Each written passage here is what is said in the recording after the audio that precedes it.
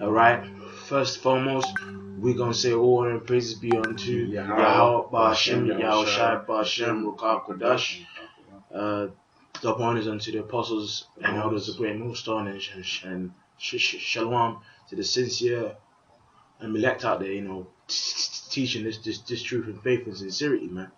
And basically, a quick point we want to speak on is an article that came out, man, this past week, man, of the military, man. I'm over there in the States, man. And basically they put out like a clip of them encountering the chariots, man, which they obviously call UFOs, man, which they don't have the full understanding of what it actually is. But we, with the truth and the scriptures, we understand totally, completely what it is exactly, man. So, do you want to read the article? Well, it says the Navy keeps encountering mysterious UFOs, and no one can figure what they are. That's right. Well, it says a screenshot from a video provided by the Stars Academy of Arts and Science that purports to show a declassified instance of U.S. Navy jet tracking a UFO in flight. UFOs have been reported by the Navy and other branches of the military for decades. Despite numerous reports, the military has not put any significant or serious effort into finding out specific explanations of UFO which that's what they say, but really, you already know they've got a team of researchers and thousands of hours of footage, right? Because guess what, man? And it's actually spiritual that the militaries, of the actual world always encounter them, because guess what? When the Lord comes back, he and the militaries are actually gonna have a big fight. I want to keep going. Right. And make point, bro. Come. It says one of the reasons why there has not been a serious effort is because there is a negative stigma associated with those who believe that the UFOs may be visitors from beyond Earth, right? Basically call you crazy. If I'm not mistaken, I'll look it up real quick. You've got the argumentative term ad hominem, right? Let me just make sure that's the right one. Yeah, right. So an ad hominem, it says Latin for to the man or to the person, short for argumentum ad hominem, is a fallacious argumentative strategy whereby an argument is rebutted by attacking the character, motive, or other attribute of the person making the argument. Right, so by trying to call you crazy, you're crazy, or, for instance, with us, they'll be like, you're bums. Yeah. Just trying as if to say that's going to invalidate the point that we're making. That's what they basically going on there. Say, you will say, we'll be bringing up the chariots and these guys are crazy. Right? Carry on. That's right. So I can tell you, I think it was not from this world. And that's right, man. Yeah. He's on point, man. Yeah. He's on point, because we're actually going to show you from the scriptures, man. That's right. You know what it is exactly. But can you hold Psalm 104 and 3, I believe? Go ahead, up. Well, it says, I can tell you, I think it was not from this world. Retired U.S. Navy pilot Commander David Fravor told ABC News in an interview in December 2017. Right. It says, I'm not crazy, haven't been drinking. And that's like we're saying, each time we talk about the chariot, people automatically assume you're crazy. Right? Because everyone has their measure of faith. Right? I remember I was dealing with one geezer, he was eating, and then I was telling him about the common destruction to come, and as soon as, and he was like, so how are you going to get saved from this? And I said, you told him about the chariots, and that was too much for him, man. I was like, what? It's like, basically, was looking, it was like, nigga, you crazy, man. You nigga crazy. Right? But that's why he keeps saying, I'm not crazy. So I haven't been drinking, right? It was after 18 years of flying. I've seen pretty much about everything that I can see in that realm. And I actually believe, I think it was a couple years ago, man. I actually saw a documentary, right? And it actually says like most pilots have seen bare chariots, but basically they have a fear of speaking on what they saw because they actually have to do like literally hundreds of pages of paperwork to actually come up with that information. So they'd like they'll be deemed a flight risk. Yeah, flight risk. Like, oh, this nigga's seeing Yeah, and maybe we need to go check this nigga out. But like, yeah, he was saying like, literally, you gotta do that thick paperwork to just say what you saw in it. So they're like, man, that's long, man. You know, and again, they'll just be deemed as crazy, man. Plus, you know, Edomites ain't got the faith, man. Edomite, man, you know, we saw it at the camp, man. We saw a flurry of chariots, you know, flying left, right, and it was a flurry. Prior to that, we was reading scripture on the chariots. Yeah, but what was the, what do you call it, the non-spiritual perspective? Oh, it's just birds. Yeah. Oh, it's just planes. Yeah. Despite everything that they saw, because they couldn't envision that, they didn't have the faith. Also, we saw it was like, yo, man, that's the chariots of the Lord. And the craziest thing is, by their actual elites, right? They know exactly what it is, man. That's right. But can you get Psalms 104? Because basically, it's basically what you people immediately call UFOs in the scriptures are actually the chariots of heaven, the chariots of Israel. Can you read that, Psalms 104? So Psalms 104, we start with verse 2.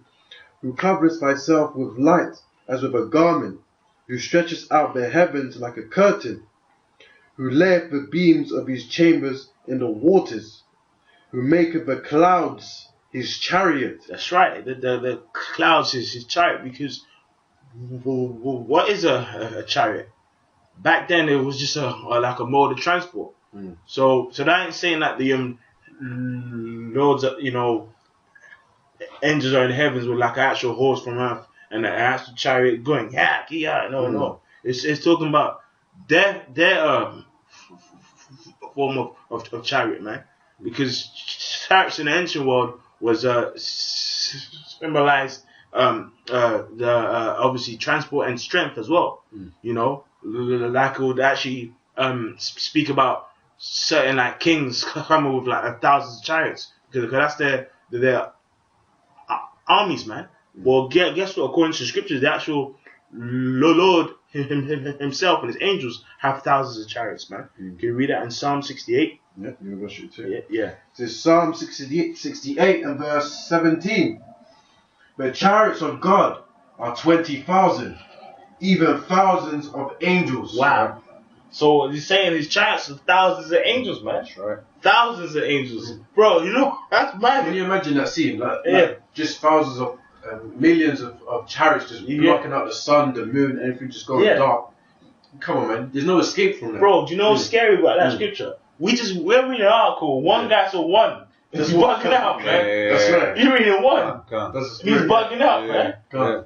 And if you go and look at his time over there. Oh, I didn't even know that. You see it? You know? Yeah. But man, read that again. This is scary when you read this scripture and you read this up, you're like, damn, man.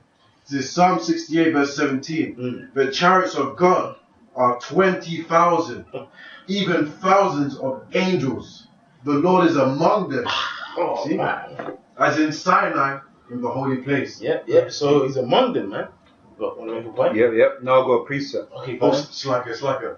It said, as in Sinai. What happened there? Moses was with the Israelites at Sinai, so it's obviously making a reference that the chariots, the angels of God, were also there.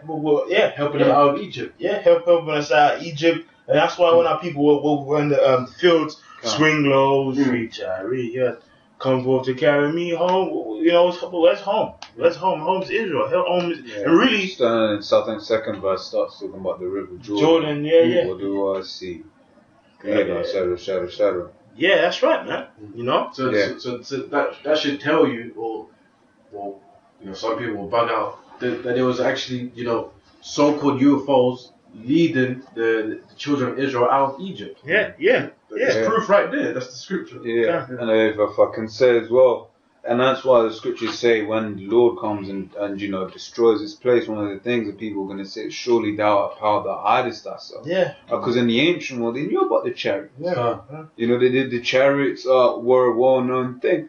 right? But now Jake don't know about chariots. Yet that's their own. That's the vehicle that their own power drives. You know, when enemies come back, and then they're going to see the chariots. But it all goes to make Wisdom 5 and 1 come to strangeness of that. Strangeness, because they've just seen little green men. And really, there's thousands of millions of chariots, man. And really, so some of them through the spirit have a cloaking system, you know, like, you know what I mean? There's chariots that's big, chariots that's small, chariots that can't be seen, chariots that's seen, you know, chariots that's green, you know, red, you know, there's countless chariots, man. Alright, cool. I was gonna say keep going. Yeah, just which go to land back for the brother, right? It says Revelation 1:7 says, "Behold, he cometh with clouds, every eye shall see him." Right, and part of that every eye shall see him is all of those chariots are gonna be encompassing the heavens, man. Right?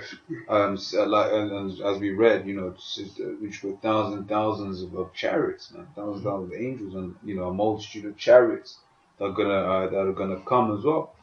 You know, keep going. It says Fravor was describing his encounter with an unidentified flying object during a training mission off the coast of California on November 14th, 2004. So this is from 2004, man. Yeah, he waited to retire first. Yeah, and You know, does it? yeah. So fuck yeah, I say it now. Yeah.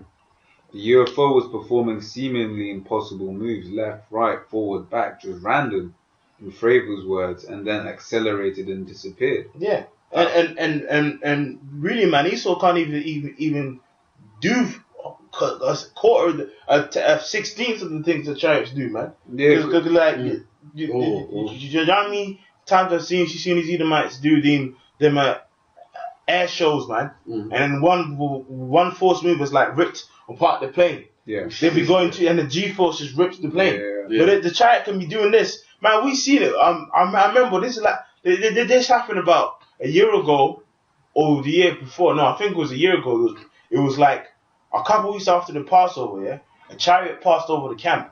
Like us that were at the camp, and the chariot was doing this. Yeah, then it went over us. It just changed his direction completely, and it passed over us like a week or two after the Passover. Yeah. You know, and that's what we hope for. To be saved, man. Yeah, that's right, because the chariots, they don't need to slow down momentum to take a curve. Yeah. You know what I'm saying? No, they just go straight up. They can walk that. And that's what my man just going left, right, like that. Whereas Esau's just has to go. Yeah. But then if you try something, the G-force might. The thing is, they can't. That's the problem. Yeah. They're bound by the laws of physics, whereas the chariot's on. Yeah, man. You know what I'm saying? Esau cannot make a vehicle that goes down and just changes direction like that. Man, he can't even like. He can't do the stuff, man. God. And on top, you've seen chariots get bigger, smaller, bigger. Small. Esau can't make the Yeah, stop in the air. Like parking. Materialize, dematerialize. You know? And then just shoot. And then aliens! Then travel faster than the speed of light as well. Yeah. That is crazy. It's beautiful. Right, it says, I have never seen anything in my life, in my history of flying, that has the performance, the acceleration. Keep in mind, this thing had no wings. Yeah. So, when you read this here, this ain't a joke, man. Because you, like, and this same article was on RT News. This is on Business Insider. So it ain't some like just some random article, you know, on like a site like the Onion or something like Onion. Yeah, don't be doing videos on stuff from the Onion. Yeah, man. That's fake news, man. Yeah, like so on the level that's fake. That's legit fake. Yeah, on purpose. It actually tells you it's not real. But like, you know what I mean? It's got some article. I saw this on the Onion. Man. Yeah, man, the chip. But chips, the chip is the mark of the beast. But the point I'm saying is that, yeah, man, it's just some serious article, man. You know, keep going. It says, look at that, man. Video of the incident with another similar encounter was published in December by the New York Times, right? It says the second video shows U.S. Navy pilots tracking one of apparently numerous UFOs moving at high speed with seemingly no source of propulsion. That's it. Esau's like, yo, how the fuck is this? Because Esau's, what is in Newton's law, every action has an equal and opposite reaction. So he's saying, for me to move this way, I need a force pushing me back.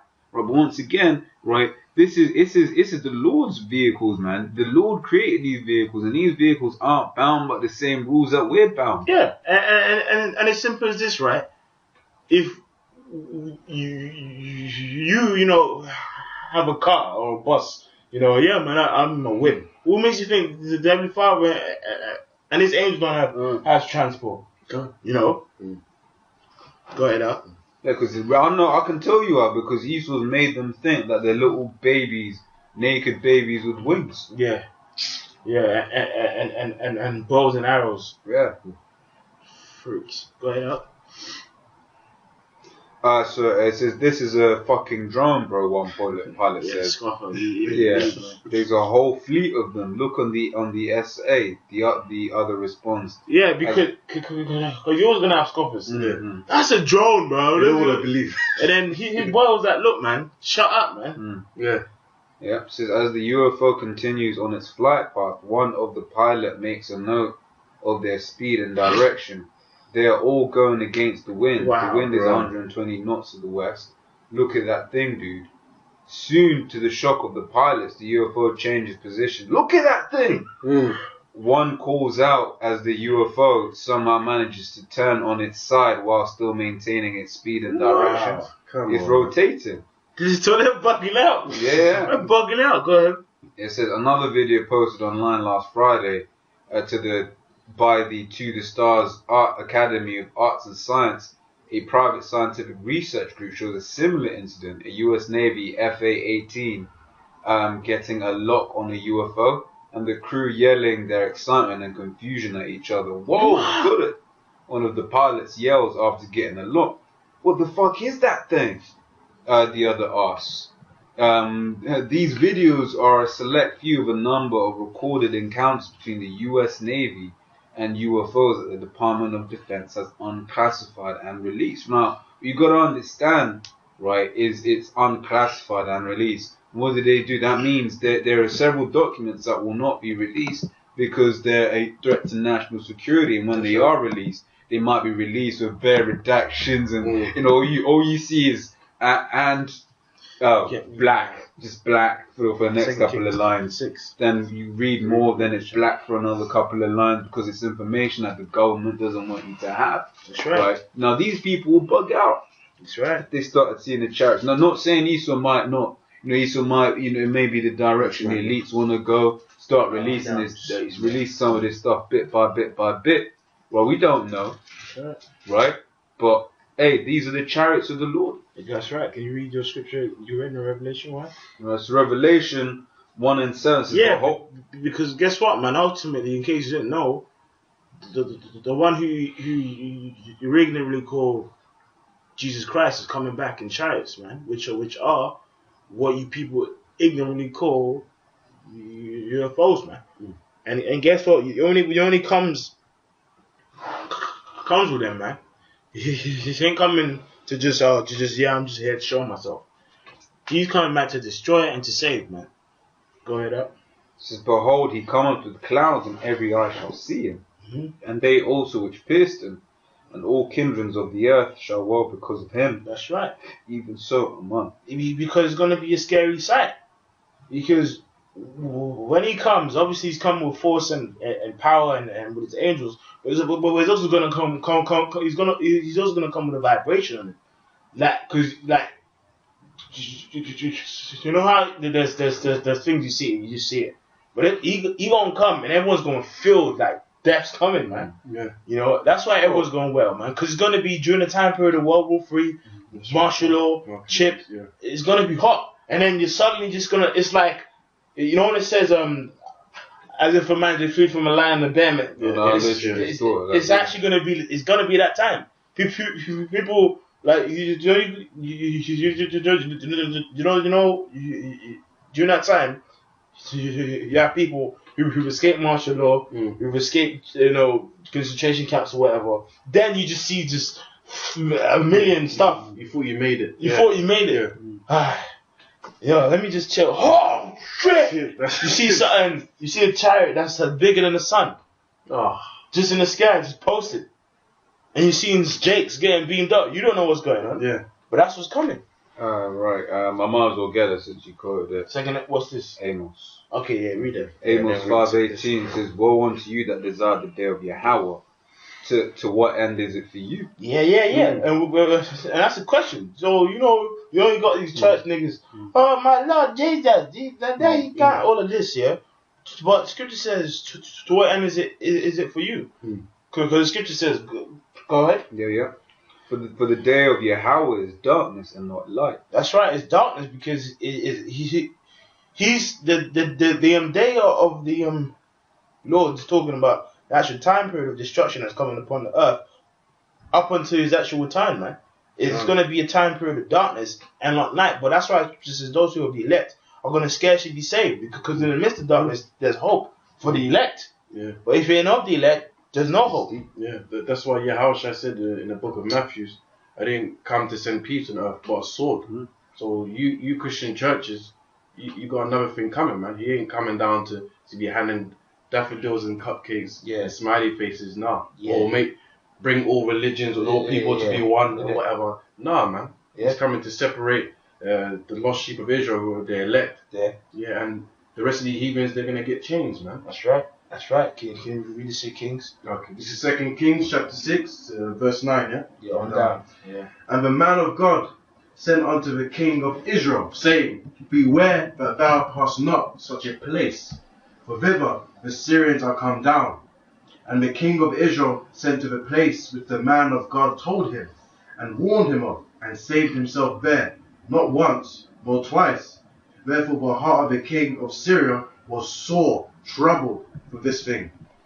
And he called his servants, and said unto them, Will ye not show me which of us is for the king of Israel?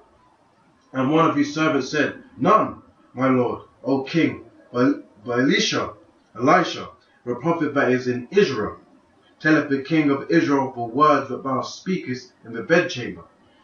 And he said, Go and spy where he is, that I may send and fetch him. And it was told him, saying, Behold, he is in Dothan. Therefore sent he thither horses and chariots and a great host, and they came by night and compassed the city about. And when the servants of man of God was risen early and gone forth, behold, a host compassed the city, both with horses and chariots. And his servant said unto him, Alas, my master, how shall we do? Yeah, because guess what? He saw that and got shook, because his spirit, wasn't as built up, man, as Elisha, Go ahead. And he answered, Fear not, for they that be with us are more than they that be with them. That's right, man. And then in spirit, he was saying, look, man, don't worry, man. You have these carnal chariots here, but guess what, man? We have angels, thousands of, and hosts of angels who are with us. And guess what, brothers? In our day-to-day life, the angels of the Lord are with us, man. And man, there's the stuff that happens to you in your day-to-day life, man, when you realize, man, Spirit Lord was dealing, man. Because guess what? We actually have a host of angels around us, man, in chariots. Because that's what's gonna happen here. Go ahead. Okay. And it says, and Elisha prayed and said, Lord Yahweh, I pray thee, open his eyes that he may see. And the Lord Yahweh opened the eyes of the young man, and he saw, and behold, the mountain was full of horses and chariots of fire round about Elisha. So as I was thinking these things, man, he prayed to the Lord and said, Lord, can you open this guy's eyes? And he saw the mountain, man, full of chariots, man, full of UFOs, so-called, just chilling. Just chilling. And really, that's supposed to give you faith, man, or to strengthen your faith, because it's like, because when you flash back to the story, So they seem to be in a impossible situation. Things looked crazy, but then guess what? The Lord opened his eyes and saw these, and you know what? In the actual time of trouble, the same thing's gonna happen. You might be getting sent into a concentration camp, and you actually might be with a person whose spirit is he's not off, but he's new in the faith, and you pray to the Lord to open his eyes, and you see the chariots just among you, man. Yeah. Go ahead. It's Romans 15:4. For whatsoever things were written aforetime were written for our learning, that we through patience and comfort of the scriptures might have hope. That's right, man. That's right. And that's simple and plain to the point. Go ahead. And it says, and when they came down to him, Elisha prayed unto the Lord Yahweh and said, smite this people, I pray thee, with blindness. And he smote them with blindness, according to the word of Elisha. That's right, man. And now, if you go according to the scriptures, and it's clearly gonna describe how things will be when the Lord comes back. You can read that in your phone, or you can read it there. So cool. So 2 Ezra 13 from the top says, and it came to pass after 7 days I dreamed a dream by night, and lo, there arose a wind from the sea that had moved all the waves thereof. And behold, and lo, that man waxed strong with the thousands of heavens. And when he turned his countenance and looked, all things trembled that were seen under him. And who is that man? That's talking about the one people ignorantly called Jesus Christ, man. Which his true Hebrew name is Yahweh Shai, man. Because when you see films like Independence Day, like a chariot coming through the clouds with fire around it. Well, that's what's gonna happen, man. Go ahead up. Right. It says, and when he turned his countenance to look, all things trembled that were seen under him. Already read that. Yeah. And whensoever the voice went out of his mouth, all they burned that heard his voice, like as the earth faileth when it feeleth the fire. So that's talking about the actual chariot and a blast of fire coming out the front of the chariot, man. Yeah. Go ahead. It says, and after this I beheld, and lo, there was gathered together a multitude of men out of number from the four winds of heaven to subdue the man that came out of the sea. And that's the precept to Revelation 12:7. Can you quickly just read that? Yeah. Because what this is talking about is that when the Lord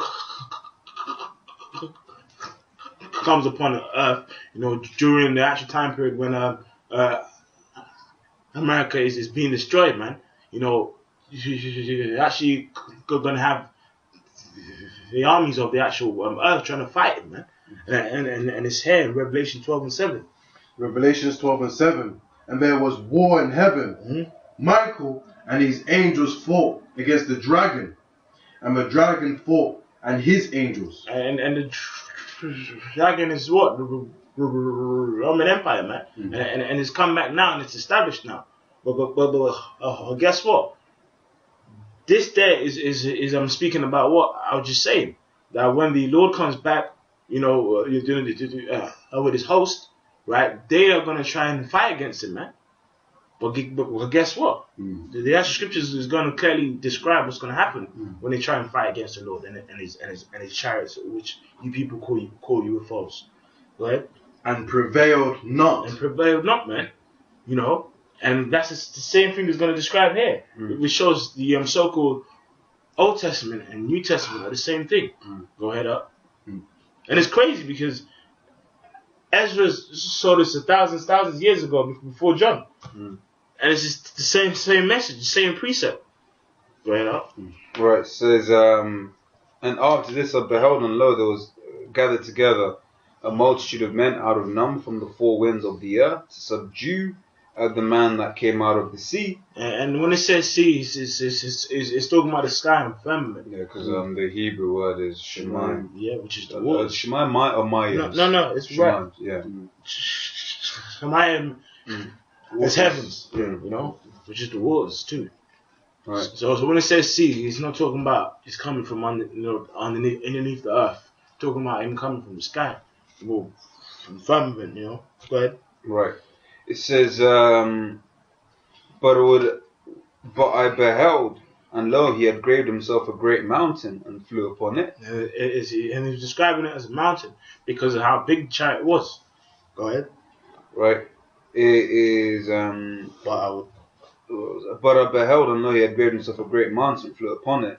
But I would have seen the region or place whereout the hill was graven, and I could not. And after this I beheld, and lo, they which were gathered together to subdue him were sore afraid, and yet durst fight. That's right, because think about it. We just read one article of them seeing a couple chariots, right? And they're bugging out. How much more you see a chariot that's the same size as a mountain?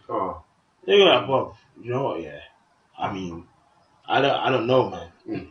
But it says they're scared, but yet durst fight. Because guess what? The actual spirit of Yahweh Shai is going to put a spirit upon him to fight. Because guess what?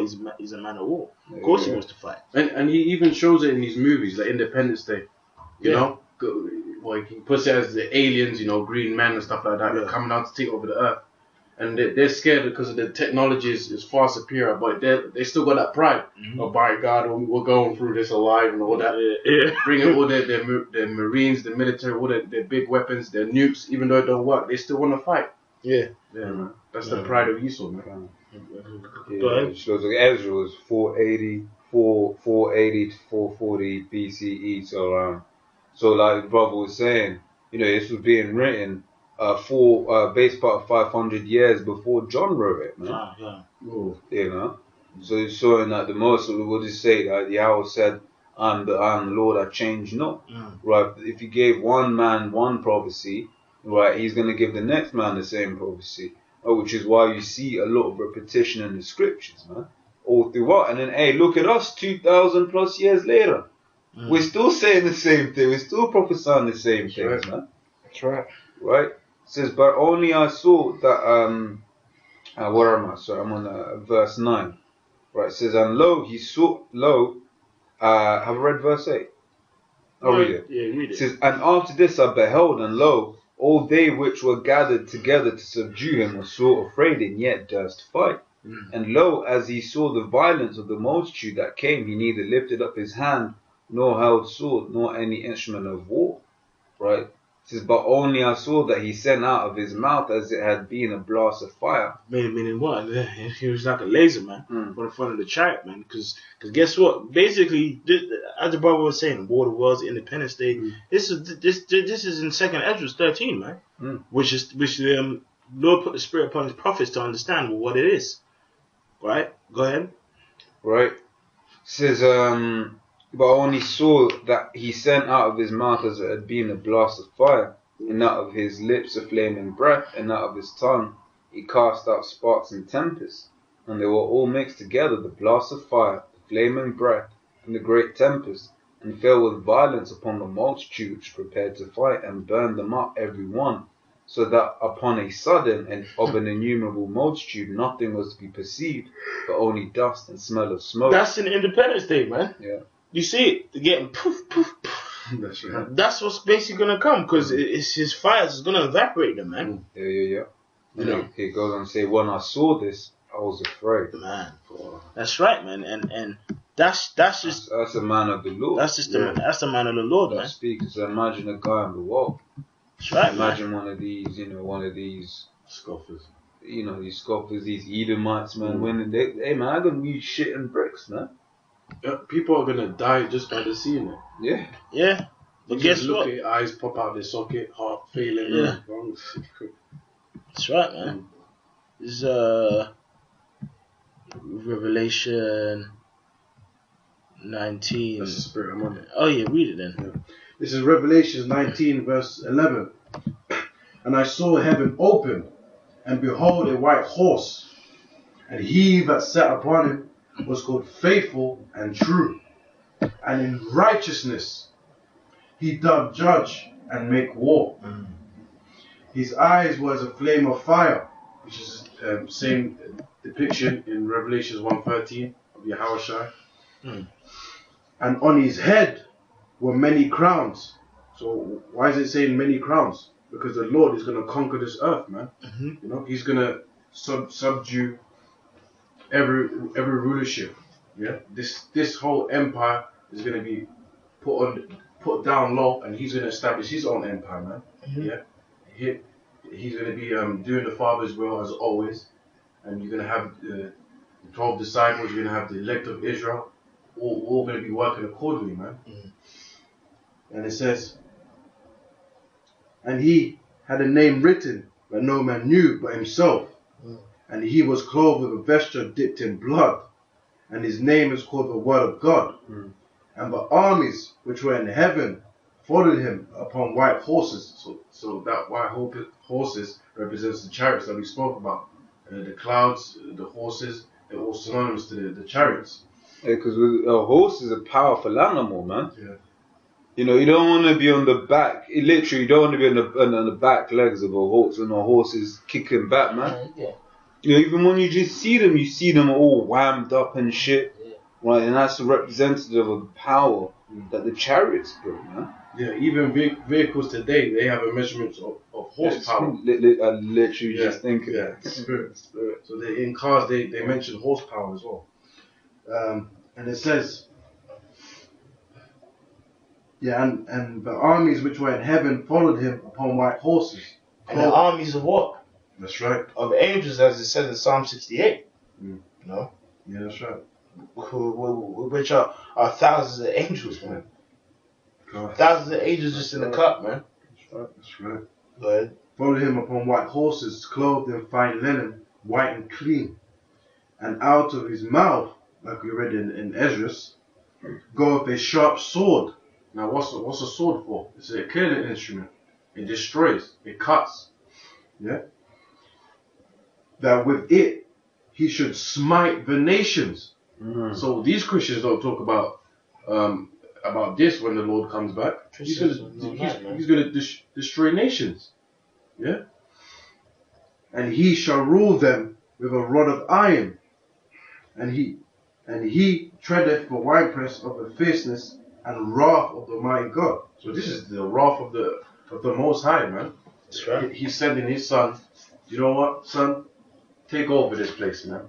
Because look at all this wickedness. They don't know how to do it right.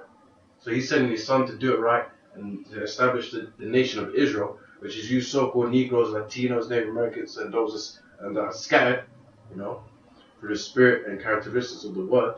You guys are Israelites, and you'll sit up next to rule. But guess what? On this side, 2/3 of you are going to have to die because you're not going to repent. You're prideful, man. That's right. Scoffers. Have you got more on that? That's it, man. I have a scripture. This is Matthew 24 and 28. Immediately after the tribulation of those days shall the sun be darkened, and the moon shall not give her light, and the stars shall fall from heaven, and the powers of the heavens shall be shaken, and then shall appear the sign of the Son of Man in heaven, and then shall all the tribes of the earth mourn, and they shall see the Son of Man coming in the clouds of heaven with power and great glory. And he shall send his angels with the sound of a trumpet, and they shall gather together his elect from the four winds, from one end of heaven unto another. So it's saying that what, man? You know, basically during the time period in the midst of the tribulation of these days, man, you actually gonna see the Son of Man, who's what? The one people even call Jesus Christ, which his name is what? Yahweh Shai. And he's gonna come with him them chariots, man. You know, to bring destruction and to save his elect, man. You know, right? And that we're gonna end with this scripture, Zechariah chapter 5:1, and it says, "Then I turned and lifted up mine eyes and looked, and behold, a flying roll. And he said unto me, What seest thou? And I answered, I see a flying roll. The length thereof is 20 cubits, and the breadth thereof is 10 cubits. Then said he unto me, This is the curse that goeth forth over the face of the whole earth." That's right, because really, it's a curse and a curse onto the earth, because guess what? those who currently have power upon this earth is going to bring destruction upon them. If I'm made just on that point, Isaiah 66:15, for behold, Yahweh will come with fire and with his chariots like a whirlwind, to render his anger with fury and his rebuke with flames of fire. That's right. Yeah, for by fire and by his sword will Yahweh plead with all flesh, and the slain of Yahweh shall be many. That's right, man. And that's it, man. Because guess what? He's coming with them chariots which again the chariots are what you people in call unidentifiable flying objects. You know, but it's identifiable according to the scriptures, if you have the understanding. So this is verse 3 of Zechariah 5. Then said he unto me, that this is the curse that goeth forth over the face of the whole earth. For everyone that stealeth shall be cut off, as on the side according to it. And who's the main thief? The main thief is Esau, man. The thief cometh not but to steal, to kill, and destroy. Right? And to everyone that sweareth shall be cut off as on that side according to it. Right? And it says, I will bring it forth, saith the Lord of hosts, and it shall enter into the house of the thief. And the actual house of thief is what? The chief, stronghold of the thief is over there in the States, man. And that's what's gonna come. Obviously it's gonna come upon the whole earth because it's coming to the kingdom of Esau. It's actually gonna invade the kingdom of Esau, because guess what? The actual earth is given into the hand of the wicked, man. And into the house of him that swear falsely by my name. And it shall remain in the midst of this house, and it shall consume it with the timber thereof and the stones thereof, man. So really, we just explained what these guys here saw, man. They just saw the chariots of Israel, man. And in this time period that's about to come upon the earth, it's coming. It really is here, because people see it, It's going to bring destruction. Have you got anything to say? Yeah, look, man. There'll come a point where there ain't no and I'm not too sure, man. Right? Because right now we talk at these people, and we bring out the chariot sign. These guys are crazy. But there'll come a point, man, when you're just going to see the chariots. And the chariots, if you're of the elect or of those destined for salvation, then those chariots will beam you up. If you're those destined for destruction, then you'll see a chariot, you'll be like, oh shit, they do exist, and then you get zapped, man. Sure. Right?